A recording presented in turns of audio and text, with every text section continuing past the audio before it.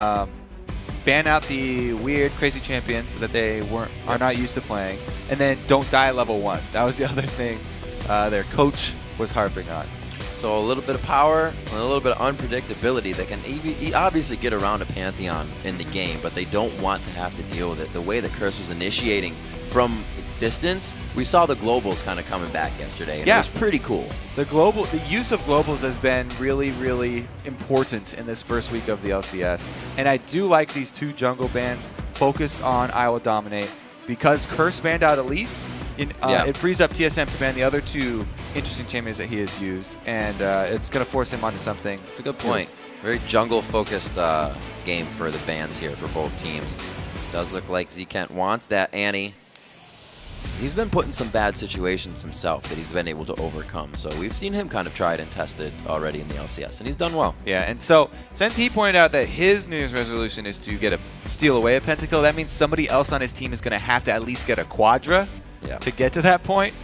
And he's going to have to set up Cop. It'll probably be Cop that he's trying to get for that situation, because Cop's been playing Caitlyn over and over and over. When you first pick an Annie, though, it seems like they probably want to go with an aggressive AD carry, a little bit more, something like Jinx or Lucian, that they can get those kills if Annie gets a stun off to set something up. Wild Turtle, also a Caitlyn player. His first game with Team Solo Mid, they set him up a pentakill in that bottom lane. So I would see that taking away from Cop could be useful for him, but it's not anything that they want right now. They want to show their hand at support and in that top lane. Well, this is the classic front line that TSM have been really liking on this patch. They get the Olaf and the Shyvana that can just dive right to the back line, and Leona has the long-range engages that she can start off this team fight. Then they've been looking for some other source of speed boost, usually to combo with this team, either picking up a champion like Sivir or Karma, and then the other option is just building that item, going with the Talisman of Ascension, which means that Leona would have to build some tankiness somewhere else, because not going to be starting with the Targons if she does go for the Talisman. It looks like they may actually switch up here, not having the Pantheon, not having everything they can initiate long range with. They keep it close, not super close. They're going to pick Lucian in. So yeah, that would be the aggressive AD carry would be the change for Cop going off of the Caitlyn, but works really well with Annie because he is a lane bully himself, and he can gap close to get up with Annie's initiation and capitalize on it in lane. Meanwhile, the Wukong has been successful for I Will Dominate. That's how they got in to the LCS. This is a pretty crazy team coming in from Team Solo Mid. Obviously, everybody's been saying the LeBlanc isn't unorthodox anymore in that pick, but like you said, the Sivir pickup with the Olaf, they have the Shyvana, and even if Leona's Ascension doesn't get him in, they're going to have exactly. So he doesn't have to build, go with the coin. That means Leona is free to build either a Doran's or start off with the Targons and try and shove their lane early. Tanky Leona, that's going to be great. They're going to have the speed boosts from Sivir, so everybody's going to go wild towards the back line, but LeBlanc, we have to pretty much just pick out as a Bjergsen special here. He's had so much success on it. Why not return to this in the mid lane? He's got the single target focus, and he can get silences down on single members of Curse if he can pick them off before the fight starts. A little bit of AoE stacking damage would be here. That Hemo Plague would definitely help a Cyclone coming in from Wukong and from Mundo. We'll see as they trade off and on. Team Solo Mid, with the way Reggie was talking, and it didn't make it sound like there was anything huge Team Solo Mid had, like Hotshot was saying we have something in our sleeve. So they really seem like they're going back to wheelhouse strategies. Bring it into the game, knowing you're going to win strong lanes and adapt as it goes. And that worked for TSM for the first few seasons. I mean, they did use this pretty much exact strategy, very similar yesterday, going with all these bruisers that are going to get sped up. But Curse, they've sort of countered it with this AoE heavy team fighting that they're going to try and pull off. If Annie can set up a stun or Wukong can set it up, either one of them can capitalize on the other's area of effect stun, and that could be a very good combo for them. Also worth mentioning, once again, we have the Shyvana versus Mundo. Shyvana almost always opting to take Ignite so she can cut through his health regen, so he frees him up to have the global advantage with Teleport. We'll see what the Blade build or the Sunfire build for him. If he tries to go hard, if he tries to go soft. Nobody goes soft in the LCS. As the teams load into the game, though, I am going to make a prediction right now. I think that the fans might call this one for Team Solo Mid. It's just a hunch, but let's check it out. According to LOLesports.com, 80% of you think that TSM will cut on top. They've got a lot of fans. Start off the week with a right prediction. Look at that. Well, at least Sunday starts the week, not LCS. Even Crepo said he was a fan, so he might have voted for them too. Wow. I don't have internet in here, then, so they can't. Oh, yeah, it's hard to get reception in here. Absolutely. What are you running on here, huh? Yeah. T-Mobile? Getting all my votes in. So as we match up into this game, I like the composition from Curse, the fact that they like to go back to Wukong. It's still something that other teams aren't really picking up, at least in the competitive play on the stage. We've heard some people have scrimmed with it. But as Curse likes to use it, I think it opens up more for their compositions. They're definitely a team that's more confident in using these picks that nobody else is using. They don't care if other players aren't really supporting that in competitive play.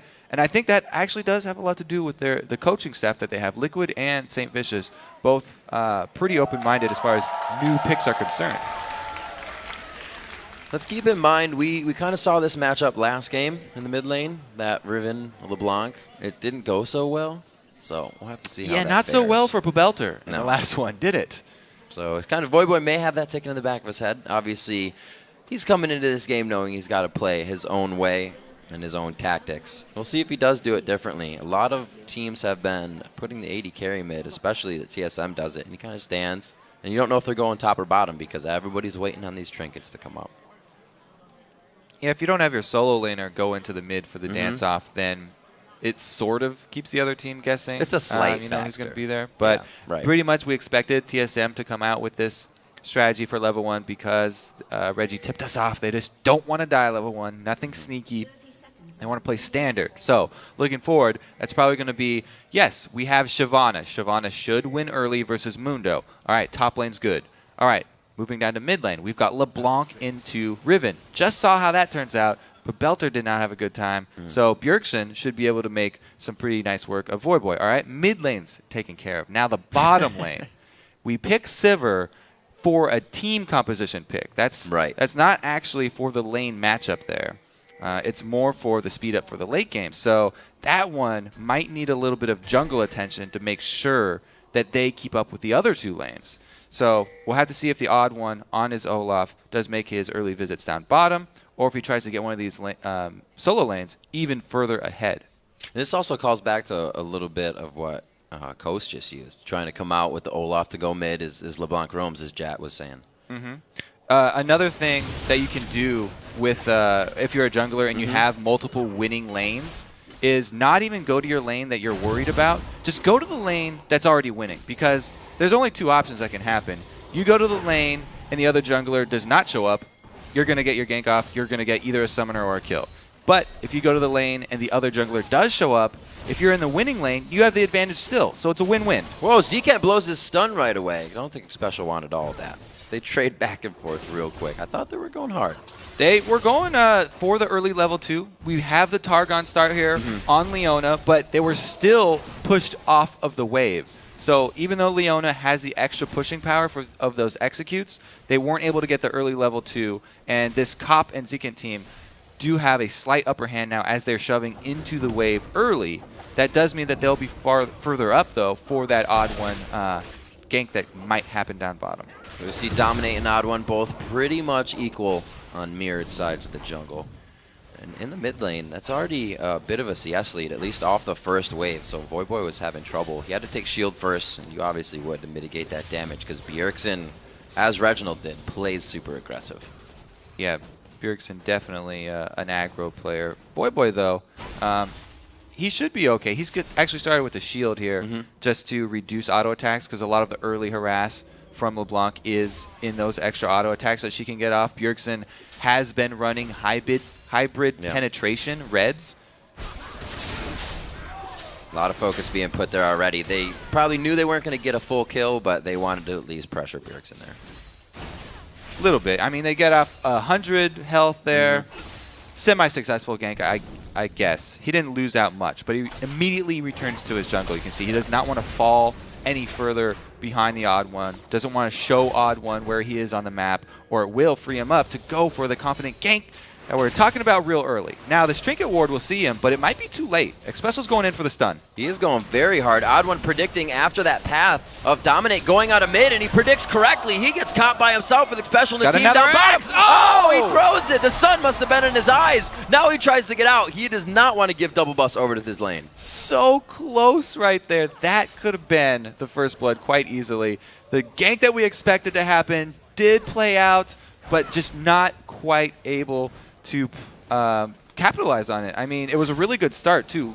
Xpecial moves up, gets positioning on the AD carry. Almost the dream gank right there, but just not quite enough. That was like a this is too good to be true panic. And then you kind of just mess it up. Coming up onto 5 minutes, Odd1 and Dominate already trying to put a stamp on these lanes, but they return to the jungle. Dominate sees that bottom lane open. He soaks up the experience.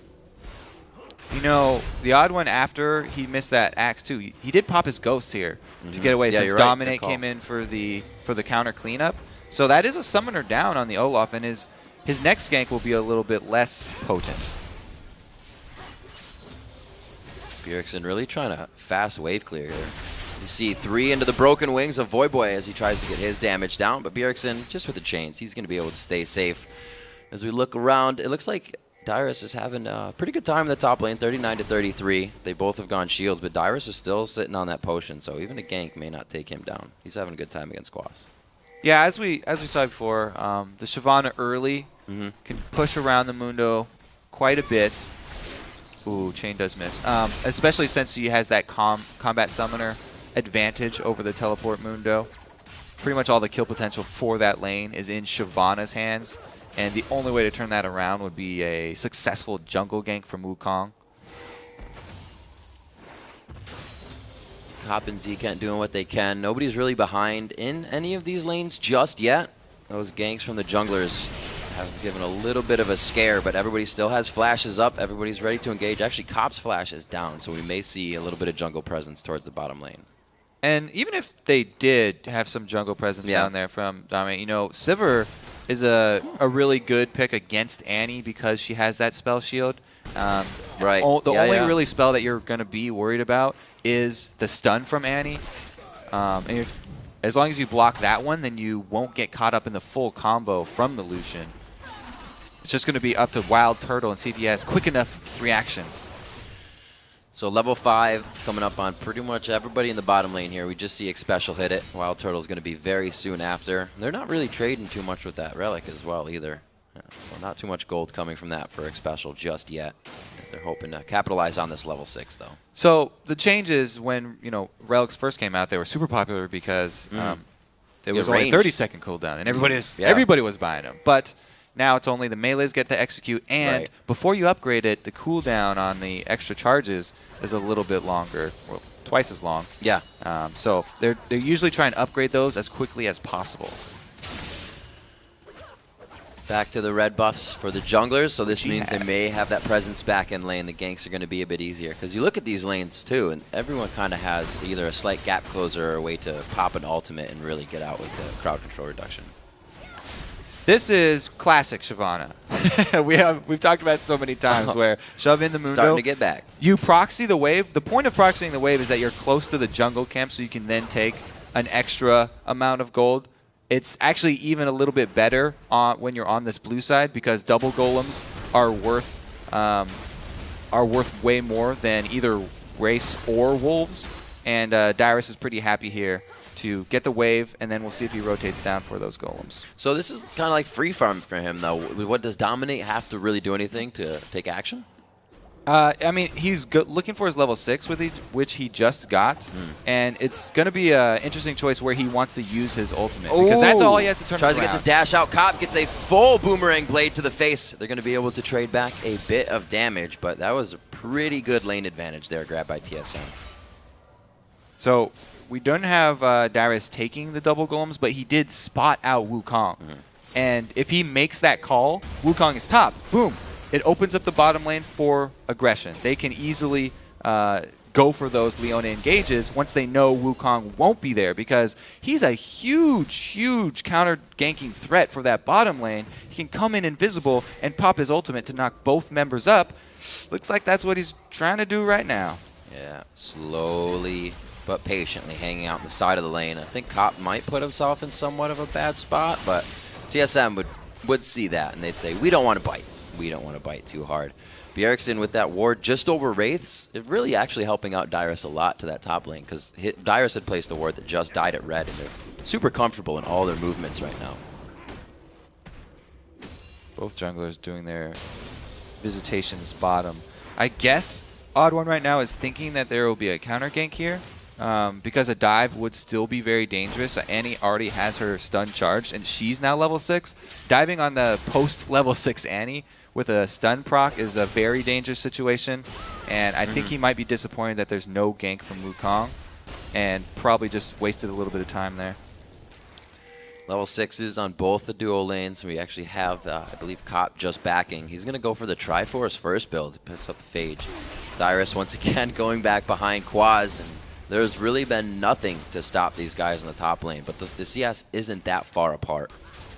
You're right. You don't gain a whole bunch from proxying the wave if you're not picking up those double golems on respawn. What he's really trying to get out of that was jungle vision, and he finally does get the golems, and he's also dropped that deep ward. So the next thing he is looking for is, again, the ping tipping off his bottom lane that he has brought the jungler up top, and they're free to go aggressive. We'll have to see now. Bjergsen picking up boots too. He goes for the Sork right away, and he gets a Fiendish Codex. So they're going to start the transition of Olaf to the middle in LeBlanc, because Bjergsen hasn't roamed too much yet. Not yet. He has maxed the W again, so he does have good minion wave control. But he hasn't had the early lead over Void Boy. They're pretty much neck and neck here. Only a few, well, I guess 10 minions is pretty decent. It'll work for now. You got to consider he also has, or at least in the bottom lane, they're getting a little bit of a lead there, but it's only by a few. So everybody's sticking close, and that's how we like it. Anybody's game as we move into now. 11 minutes in, the gold lead, as you were saying, a little bit in favor of Team Solo Mid, but we'll have to see if the Dragon really creates a stretch for that, and then it gives anybody the upper hand. Yeah, so the reason it's going so slow like this, like I said at the beginning, the lanes for TSM were all pretty much winning here. The solo lanes talked about, they should win these matchups, and they have done pretty much. It's played out as expected. Now we're getting to the point where the ward coverage is what's going to make the big difference in these games, because LeBlanc, Bjergsen, is opening up on Void Boy. He is very much so opening up. The cooldown's not yet there for him, but you can see completely pushed out of lane, calling down Dyrus here, and he's been in the jungle, and having him back behind that really gives him good movement. Right. These laners that are winning so hard are shoving up their lanes and then trying to rotate around to move here. So this is where the ward coverage I just talked about is coming into play. TSM, since they have the winning lanes and have warded up deep in Curse's jungle, they claim the dragon. It's pretty much theirs. Curse knows it, and they were not going to venture over there to contest. I don't think they're going to get much damage on this top turret, if any has even been posed to it, because great movement by Dyrus transitioning back to the top lane. TSM really a step ahead in everything right now. And we do have the early Blade of the Ruined King build here coming from Dyrus. He's got the Cutlass already, so it's around that time where Quas will have to start worrying about that aggression, see if Dyrus decides to go for anything very deep here. His Ignite is up, so he'll be able to cut down on that healing regeneration. We'll just have to see, now that the dragon is down, TSM, they're basically just looking to avoid a disastrous gank from Dominate. If Dominate cannot get off a good Wukong ult on one of these lanes, then TSM is going to continue to slowly increase their lead and just slowly gain more and more of a gold advantage. And that's something you can't give Team Solo Mid, that kind of momentum. Once they hold it, it's kind of like Bjergsen just takes the driver's seat of an F-16 and it's over. All right, so he has shoved the wave once again. Now he's going to look to roam because he's got ward coverage around the mid lane, and I'd actually start to expect some sweepers coming out from TSM, because that's how you turn this slow gold lead into a large gold lead. You use the sweepers to clear out vision and make those roaming plays on one of the side lanes so you can grab an objective like a turret instead of just getting these soft leads here from minion waves. So we actually have this swap. Void Boy can't really build the magic resistance that he needs to fight on Bjergsen, so they swap the lanes out. Interesting call right there. Bringing Quas down. you're right. He has that Spectral Cowl. He's probably going for an early Spirit Visage. So they pull the first call to swap, but TSM are instantly reacting. Oh, and there's an instant reaction. The Cyclone comes out. Turtle goes away. The Ignite takes him down with the culling. That first blood goes to Zekent. Xpecial throws down the Solar Flare and flashes away with a roam up top from Bjergsen before this fight happened. Hits up Voyboy. He tried to get away. He will this time, but Bjergsen finds him in another lane. So the TSM reaction to that swap was to send Bjergsen on the roam path and have their jungler cover mid.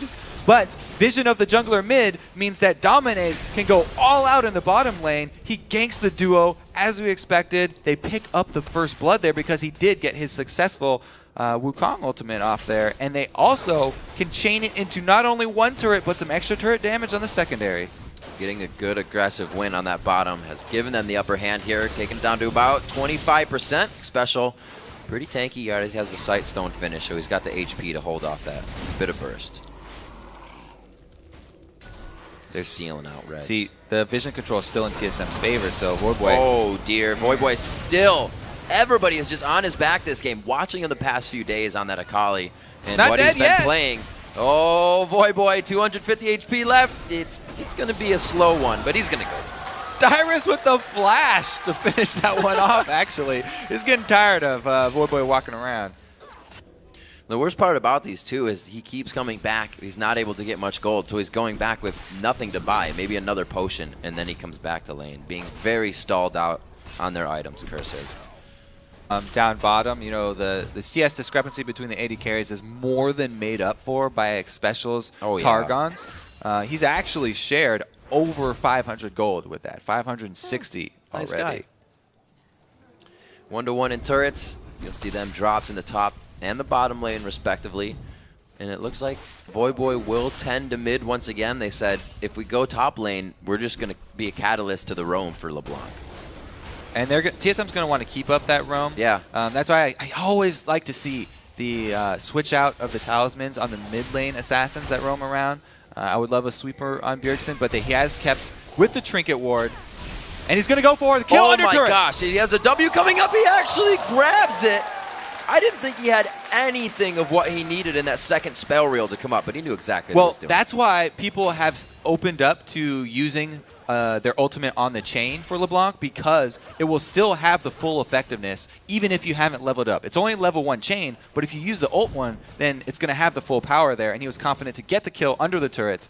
Didn't even have to roam for that one. Now he's going to turn his eyes towards bottom since they've created that advantage already mid. Yeah, LeBlanc getting the 1v1 just opens up too much of the map for her. Zekent's going to be the focus on this one, and you still have Bjergsen, but Dominate comes in on the clone. Can he get Turtle? Flashes on. They will be able to capitalize on that kill. Ooh, look out, Bjergsen found in the wrong spot. Quaz has come into the fight on teleport as well. Just a bit ago, they get a double kill going in for Dominate as that goes down. And it looks like, oh, Xpecial gets hit with a cleaver. Great job by Quaz. Can they continue to follow up? A bad spot, and the W is enough of the percent burst to take him down. Let's see if Quaz can really do what he needs to here. The blue buff has worn off of Bjergsen, so he is hoping for that W to come up once again. Oh, the juke! Oh, he juked it out! He'll be able to get past Xpecial. Is it up? Can he get the dodge? And Bjergsen flashes. That is incredible.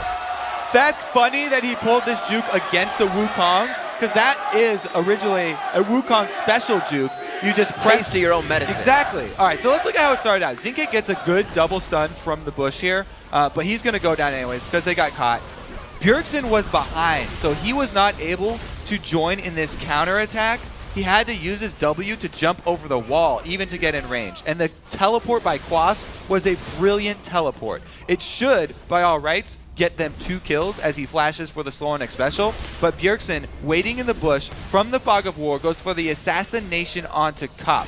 And R's his Q, because he can activate the second Q with his W and gets the full damage there. Then we do miss out on the clone juke, but usually the clone is the thing that stands still, or it used to be before it was patched, and the player is the one that's going to go running off. So he does an immediate press S to stop, and his clone goes running, so everybody's chasing after the clone, which is usually something that Wukong does.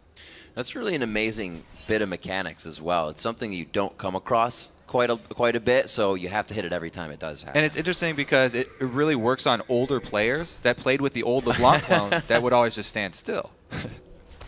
almost plays against you. So 28.5 to 25.8. Game slowing down here as we look at Dragon, but it is about to speed up very fast. 19 minutes in, it's 4-3. I'm sure we're going to see a few more kills here after this, unless they both have a gentleman's agreement and just ward each other out of position. It's going to be a really dangerous Dragon fight here. Curse are definitely posturing like they want to contest it. Zekin gets caught. Whoa, they throw in the Solar Flare, missed that. Tibbers is down, and Tibbers is down. Zekin goes down first once again in the fight. Dominate, however, always able to answer with the Cyclone, and he kicks out of it. Gets a good kill coming in at Dyrus as well. Curse doesn't necessarily want the Dragon, and they want to run away from this fight. Dominate's clone gets hit up. They do get the stun on that as well, so Special's just going to be chasing. All right, so the extra kill here for Curse, but extra health on TSM. So they're the ones shoving up this mid lane. Oh, Bjergsen's going to go get that giant pile of red money up top. That's blood money. They had to lose the odd one in Dyrus for that. So this is going to be easy transition actually for Curse since they saw Bjergsen go up to the top. Even though there's a pink ward here for TSM, they have everyone respawn from the fight, and no 3-0 LeBlanc in the area for TSM is a really good call by Curse. They make the objective count after the fight, even though they weren't able to chain it immediately. It was the rotation from Bjergsen up top that allowed Curse to go for that call. So we got 26-20-ish around your next Dragon. You do see that Bjergsen a little bit ago, probably 5-6 minutes, did finish that Deathfire Grasp for himself. So he only becomes more dangerous.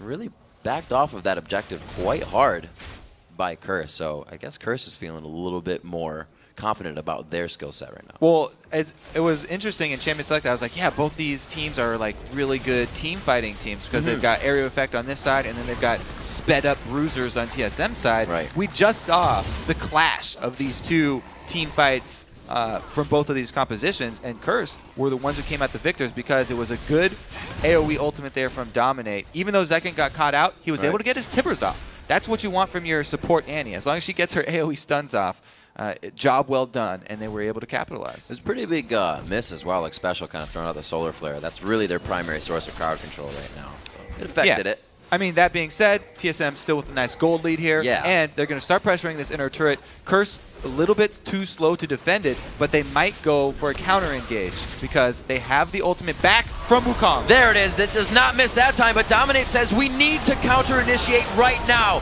It may not have been the best for them. Dominate goes down. Boy follows quickly after. It's a double kill for Bjergsen. They are still looking for blood. Difference this time, they're able to get the first attack there onto Dominate, and once one person starts hitting that Wukong, the rest of the team realizes, hey, he's got a Black Cleaver, he's not that tanky. Yes, he has some health, but his resistances aren't there yet. They're able to blow him up, and after the point man is gone from Curse's team fight, they decide they have to back off and give up the turret.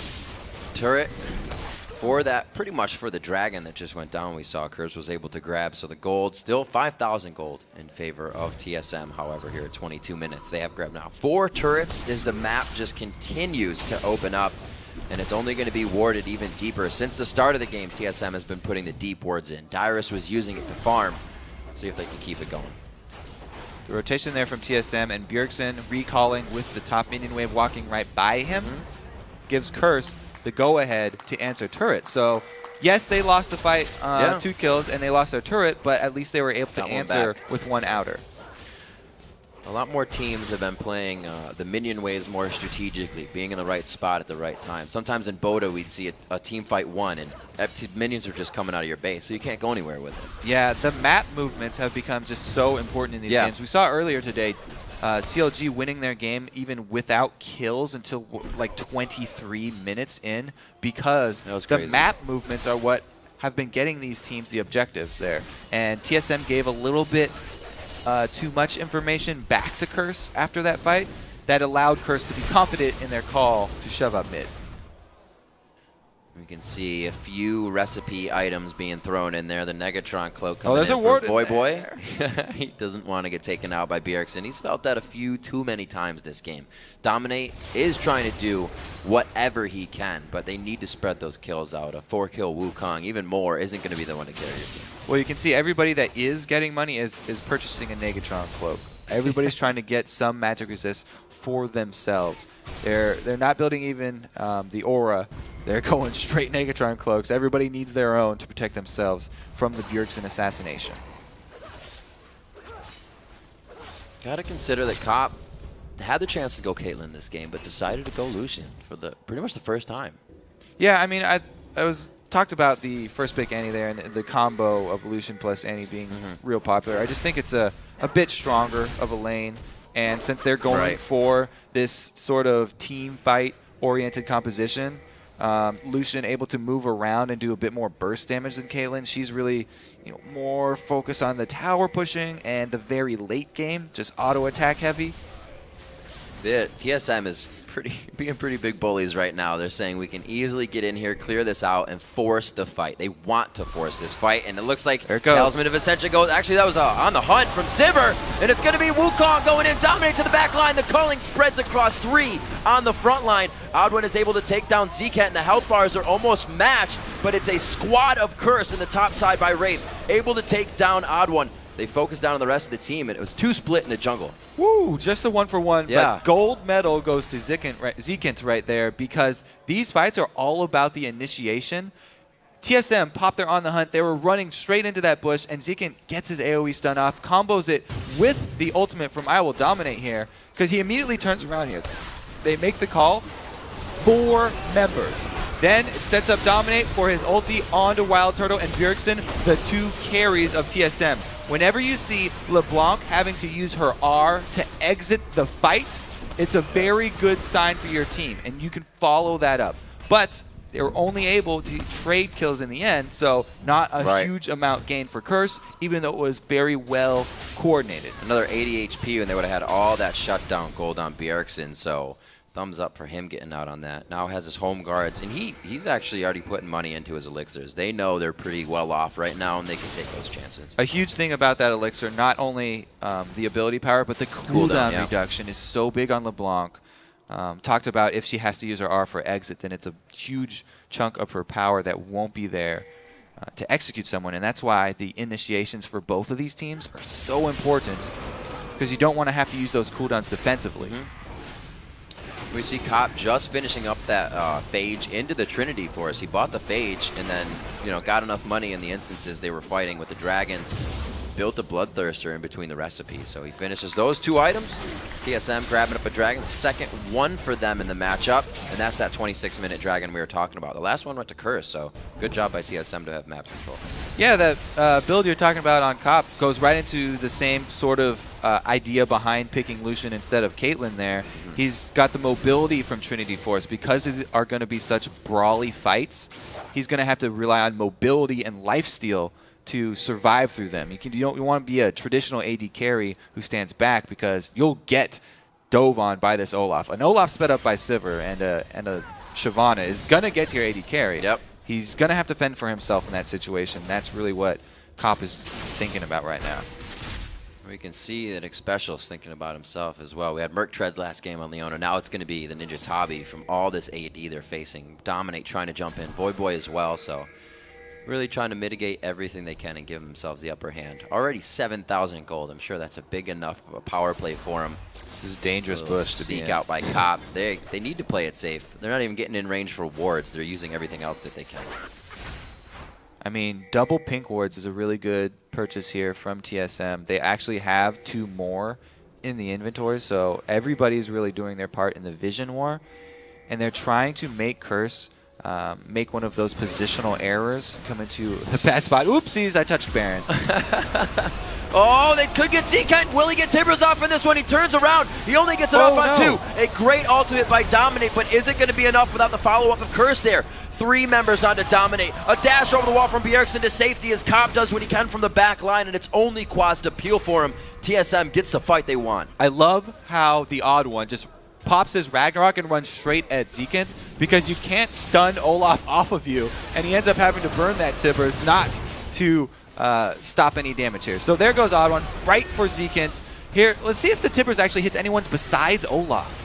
He doesn't stun any. Oh yeah, he did get 2. There we go. Yep. Never mind. He stunned the backline. So that was a really good job by Zekint keeping his cool, even though he had an Olaf banging on his head. And they didn't even have the real initiation there. They had to on the hunt. They had to solar flare. They reached for it. These guys are hungry right now, and they just want to close this out. I mean, it's those split-second decisions right there. I didn't even see the sun come out the first time around, but it was a good job keeping his cool there. But it was initiate too much from TSM. They were able to get to the back lines, and Bjergsen, like I said, able to use all of his cooldowns offensively that time around. You were mentioning those 2 pink wards before placed and then more purchased. Those have been there since every time TSM has started to kind of contest the Baron. It's only been Curse on their side of the court, I'd say for the past 9-10 minutes, and it's not making it easy for them to come back. Now that it's a Baroned up TSM and Elixired up, it's going to be even more difficult because they've got the capabilities to swarm under a turret even and go for the kills. Oh, wow. Oh, whoa. Throwing out a Quaz. All the HP of the Deathfire Grass really working together. It's going to be the kill. A shutdown going on to Bjergsen finally. That's big gold for Dominant, but we already have 5 kills on him. Trying to get out. They are going to be able to take him down in the end. They wanted the retribution kill for Bjergsen in his first death, and it is back and forth. Boy kind of teeter-tottering on whether he wants to go in or not. It means his life. Cop still doing what he can, and these guys may be baiting themselves into too much. So Bjergsen, he got a huge chunk out of Quas with that aggressive play, and he also got the whole Wukong ultimate burned on him. So Wukong ultimate only hitting one person, it wasn't really the combo that Curse were looking for. Yes, they took out his high priority target, but since their team was stretched out, they couldn't keep up that pressure. And TSM rolling towards the inhib. Just flexing their muscles right in front of this inhibitor. Easily able to take down that turret. Cop could be next here if they don't want to get caught up by Z-Kent and anybody spawning. It's only 4 seconds on Voyboy, and everybody else is already coming off the fountain. So as we check out the scoreboard, it is 13-7. The kills really not slowing down. 54,000 to 43. That gold lead still going up for TSM.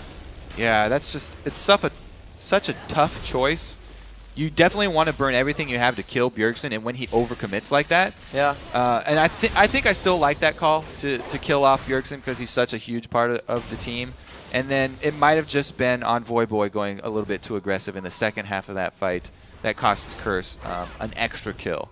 So the Zanyas is the right choice with the dive from Wukong. But what's your bet on Bjergsen's? Oh, it's a Rabadon's. I was going to say, you think he's just going to buy damage? Sure, why not? He wants to make sure that he can kill his target. You saw him right there go all in on Quas, not able to finish him off there. He wants to be able to get that, not just a giant chunk out of his life, but actually get the gold from his kill. If you can't get a full Cyclone off, then you can't kill me. It's perfect. 6-3 in turrets. That means Curse is scrambling for 1 gold that's sitting on the map they don't have yet, and that's going to create more vision for them, which they're still losing out on. TSM putting those deep wards in the jungle, which is pretty much owned by them at this point. And we're going to wait for TSM to initiate next. They haven't been having any trouble doing that. We just saw how much things can go poorly if you don't have vision when you play super aggressive. Bjergsen's looking for these solo kills here and these opportunities to pick members of Curse off. In order to do that, they're going to need to keep up all of this vision that they've invested in. Open inhibitor as they set up to do some damage. It doesn't really look like Wild Turtle can get in range just yet. You see him going towards the top side of that turret to give himself some more defense. The teams are pretty much face-to-face right now, but it's just that roundabout circle. Nobody really wants to connect if you don't have to. It's so big when you get an inhibitor down with one of these teams that's not really a siege comp or not really a poke comp, because you don't have that easy access sieging up around these inhibitor turrets. Having that one door open does wonders for this team. And so because they got that Baron buff, they're really just going to look to clean up the rest of the money on the map before they have to return. They've got guaranteed pressure up in the top. It allows them to freely get the rest of the resources that are available to them. It's only going to get harder and harder as that gold grows with the Dragon. 3 of those in favor of TSM now, with the Baron in their favor. They have Giants belts coming out on special. Everybody's kind of not buying beyond their means, but getting more than they need right now.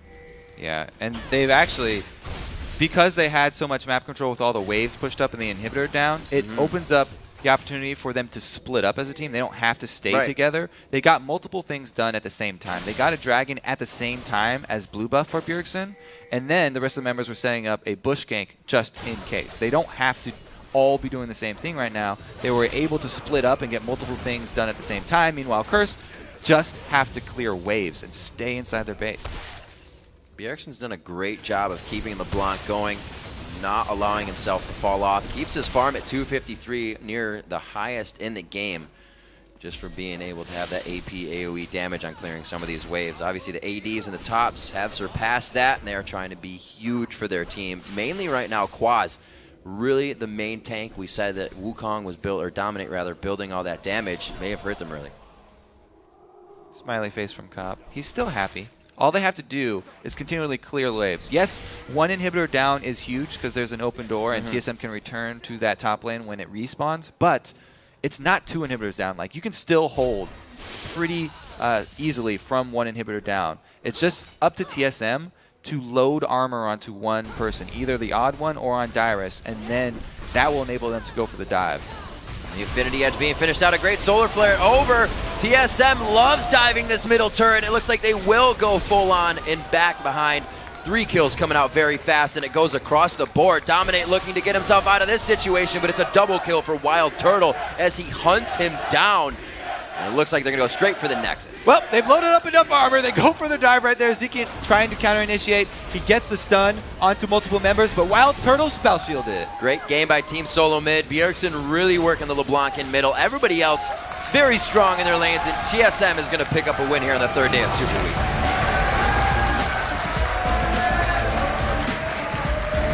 Much more control. It really just looked like they did exactly what Reggie said. Go in there and do what you need to do. Yeah, both of them sort of had similar strategies. They wanted to fight because they both had area of effect, but TSM chose the champions that were going to win their lanes early. By default, Shyvana early against Mundo, that's a thumbs up there from Dyrus. A Bjergsen LeBlanc versus the Voyboy Riven, that's another thumbs up. So those two should be ahead early. And then all that the odd one had to do was hard farm his jungle because, Dominate took him a while to get that good cyclone. It seems that when the Riven matchup comes out, it didn't work too well against Kale. We saw it last game not work against LeBlanc. Voyboy tried his hand on it. But that's the thing, they forced Voyboy into that. They got some bans out, they took the Akali out right away, and then Voyboy still tried to play a champion that he could carry the team on. And that level 2 LeBlanc just kind of cancels out Riven if you get that next minion of the wave and you hit it first. It really does seem like it all went according to plan for TSM. As their coach said, they just had to keep calm and play their game, ban out the weird things. Like we said, Riven into LeBlanc, I don't think we're going to see a lot more of that. Because we've already shown 2 times in a row now, LeBlanc coming out pretty big in that matchup. And that's one of the things the teams are going to have to watch out for with the meta that moves around. How are you going to stop that? You have to get the wards out before that period of the game. Because what was it? TSM, we said, was warding red buff and was warding the Wraith camp to keep Dyrus safe right at 8 minutes of proxy farming. And he did a good job. I mean, as Shyvana, he was able to pull up the jungler, at least get a little bit of jungle vision on Dominate. Just those few instances when he saw jungler top allowed his bottom lane, that wasn't the one lane that was going to inherently win, allowed them to play more aggressively and then by default get more gold because they're getting the harass off as well as the farming. Another thing that played into the role of unfortunately the loss was how good Dominate played, or at least the fact that he was grabbing the kills because they weren't spread out enough among the team. The economy just wasn't there for the rest of the players. So when you do rely on those double AoE CCs for your team composition, then you really need to have them work out. And he had some really good Wukong ults. Yeah, he did. I mean, bottom lane, they were able to get that first kill. It was beautiful. But if the other team play smart in the end game and they spread out, makes it really hard for you to repeat success with those combos.